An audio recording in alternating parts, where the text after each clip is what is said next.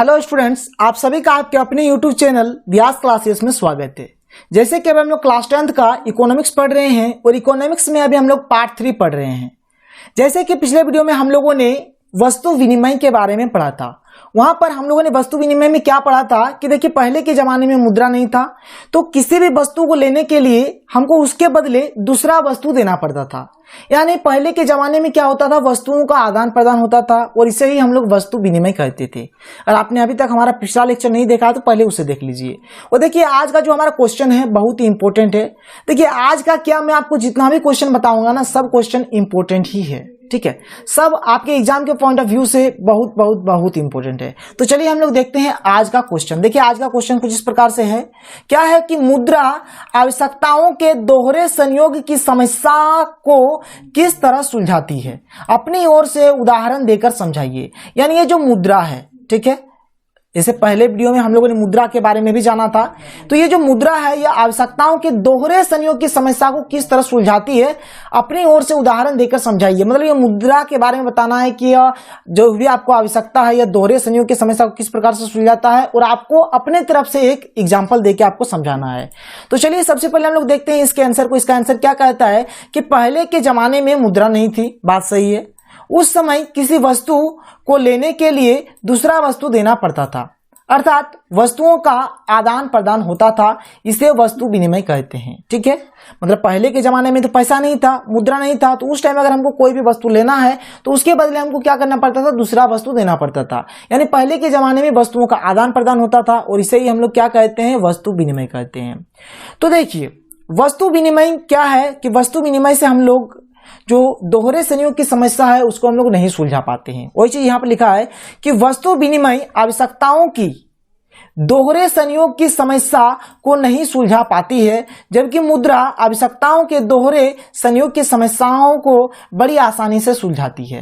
यानी वस्तु विनिमय से हम लोग आवश्यकताओं की दोहरे संयोग की समस्या को नहीं सुलझा पाएंगे, जबकि मुद्रा से क्या होगा, आवश्यकताओं के दोहरे संयोग की समस्या को हम लोग बहुत ही आसानी से सुलझा देंगे।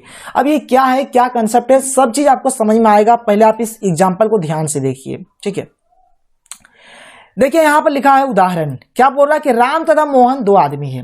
राम और मोहन दो आदमी हैं। राम के पास चीनी है तथा मोहन के पास आटा है। मतलब राम और मोहन दो आदमी हैं, राम के पास चीनी है और मोहन के पास आटा है। राम को अपने चीनी के बदले आटा चाहिए। देखिए, राम जो है, राम के पास चीनी है, लेकिन अब राम को क्या चाहिए, आटा चाहिए। मतलब वो चीनी किसी को दे देगा और उसके बदले उसको आटा चाहिए, जबकि मोहन को अपने आटा के बदले चावल चाहिए। देखिए, मोहन के पास तो आटा है, मोहन के पास तो आटा है। राम अगर चाहेगा तो मोहन को चीनी दे देगा और उसके पास से आटा ले लेगा, लेकिन मोहन को देखिए यहाँ पर चीनी नहीं चाहिए, बस बल्कि उसको क्या चाहिए, चावल चाहिए। यहीं पर तो कंफ्यूजन हो गया वस्तु विनिमय से ही। तो ये तो टेंशन वाली बात हो गया, क्योंकि मोहन को तो चीनी चाहिए नहीं, उसको क्या चाहिए, उसको चावल चाहिए। तो चावल अगर राम के पास होता तो चावल दे देता, आटा ले लेता, लेकिन यहाँ पर वैसा तो हो नहीं रहा है। जब ऐसा नहीं हो रहा है तो जाहिर सी बात यहाँ पर गड़बड़ घोटाला हो गया। देखिए, आप बात को फिर समझिए। राम के पास क्या है, चीनी है, मैं इसको सर्किल कर दिया यहाँ पर। ठीक है, सर्किल कर दिया। मोहन के पास क्या है, आटा है, कोई दिक्कत नहीं, इसको भी मैंने सर्किल बना दिया। अब राम को अपनी चीनी के बदले क्या चाहिए, आटा चाहिए। देखिए, राम को तो आटा चाहिए, तो आटा आराम से ले लेगा। इस सर्किल को मैं सर्किल बल्कि यहां पर मैं रेक्टेंगल बना देता हूं, तब आपको ठीक से समझ में आएगा।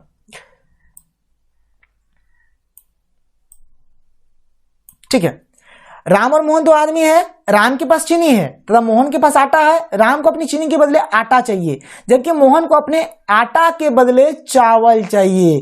अगर मोहन को भी अगर चीनी की जरूरत होता ना तो राम से तो एक्सचेंज कर लेता, लेकिन ऐसा यहां पर हुआ नहीं ना। फिर आगे बढ़ते हैं, आगे देखते हैं क्या है।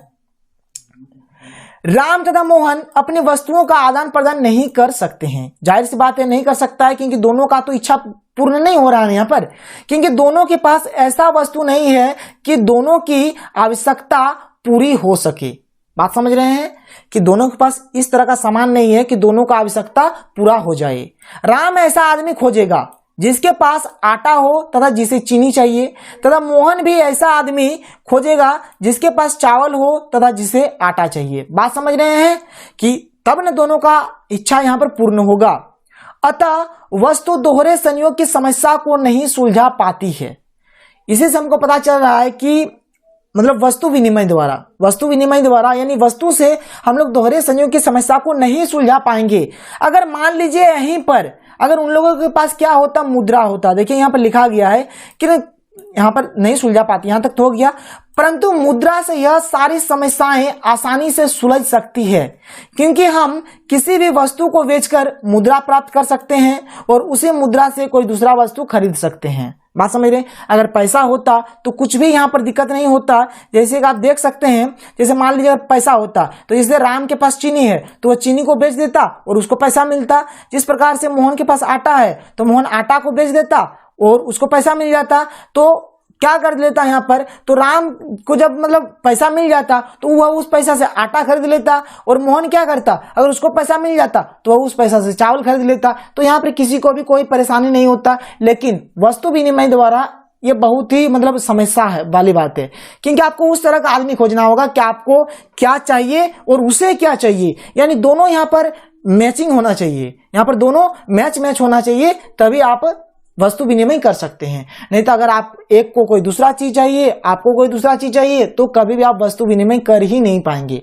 तो यही था इस क्वेश्चन का आंसर। देखिए मैंने बहुत ही सिंपल तरीके से इसका आंसर लिखने का कोशिश किया है, तो शायद आपको अच्छा भी लगा है। तो ये क्वेश्चन जो है ना, ये बहुत ही महत्वपूर्ण क्वेश्चन है, आप इसको एकदम बार बार अच्छे तरीके से कीजिए। अगर वीडियो पसंद आता है तो इस वीडियो को लाइक करें और साथ ही हमारे चैनल को सब्सक्राइब करें और कमेंट बॉक्स पर आप अपना सुंदर सा कमेंट लिखना ना भूलें। और एक बात, आपको क्लास 10th का जिस भी सब्जेक्ट का, जिस भी टॉपिक का जो भी वीडियो चाहिए, आप प्लीज कमेंट बॉक्स पर लिखें। तो आज के लिए इतना ही, फिर मिलता है अगले वीडियो में। Thank you.